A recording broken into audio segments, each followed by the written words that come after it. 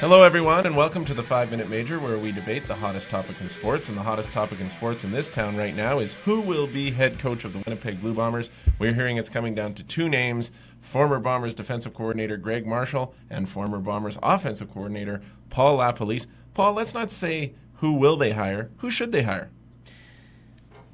Greg Marshall gets my vote. 16 years in the league. He's done it all. He's been a defensive coordinator now for a lot of those years, and has been kind of one of the popular choices to be the next promotion, to get the next promotion from coordinator to head coach for a lot of years now. I think it's his turn. I think it's his time, and he'd get my vote. Sure, why not? It's this running thing now. When's Greg Marshall going to get his job? So for no other reason than that, just give it to him, and let's see what he can do. It'll be a neat little experiment, if nothing else. Yikes. Seems like he's earned his stripes and now has the opportunity to be given the opportunity to have this job. The question I would have about Greg Marshall is he's not an offensive guy.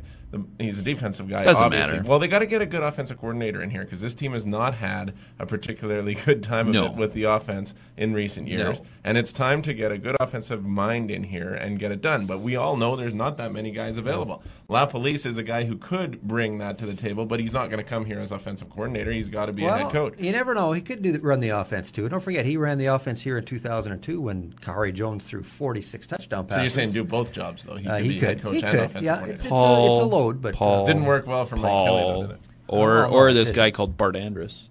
The only two coaches last year who were also their own OCs were Toronto and Winnipeg. Wow. How did that work out? Not well. Not some well. coaches no, are I don't also think they DCs. should do that at all. How about a head coach who's also a defensive coordinator? Could that work better, or is that the same? You got the same problems with that? I think you should. I think a head coach should bring in an OC and a DC and spread around. You need the to workload. do that, and he would need to do that too because he's never been a head coach. That's why, in a lot of ways, I like Marshall for that reason, because I think it's good for him to come in and be the overseer of the whole thing and get a good offensive mind to come in and do it. Now, we're hearing some names out there of who he might bring in, and one of them is a very intriguing one for Winnipeg fans, and that's Kahari Jones, who was the quarterback coach in Hamilton last year with Greg Marshall. Do you guys think Kahari Jones is qualified for a job like that?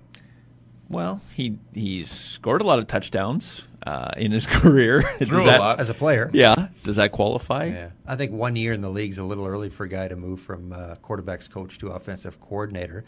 But if Greg Marshall gets the head coaching job here, and if he thinks Kahari Jones is ready, because he worked with him in Hamilton last year, that'd be one bold move and a popular move in a lot of ways. And he was let's be honest. How is Kahari Jones going to be any worse for the Bomber offense than the last two guys who ran it? That's a good point. I know everybody's looking. Be worse. I know everybody's looking for improvement here. There aren't a lot of great offensive minds to choose from. Why not? Yeah. I mean, you could also look at a guy like Bob Dice, who's already on staff. He'd be the best choice on staff, I guess. That'd be nice to see if a guy like that got that chance. I mean, I don't know who else is out there right now. Well, if you bring in Kahari, then if all your quarterbacks stink like they did last year, maybe you can just suit them up. Exactly. Maybe not. Hey, I loved Kahari when he was here, but he was washed up a while ago. That ship has sailed. Yeah. Well, who else would there be, though? Who else is out there? We were talking a bit about Rick Warman. He was fired by Edmonton last year. He's available, at least, and he's got some history as a good offensive coordinator. But, most of the good ones are locked up. Milanovic, and now Cortez has gone to the NFL. And, if LaPolice doesn't come here as head coach, he's certainly not coming here as a coordinator. That will be Greg Marshall or Paul LaPolice's greatest challenge is who is going to be his offensive coordinator. Because you're right, it's slim pickings. You've almost got to promote. An assistant who's now a receivers or a quarterback's coach.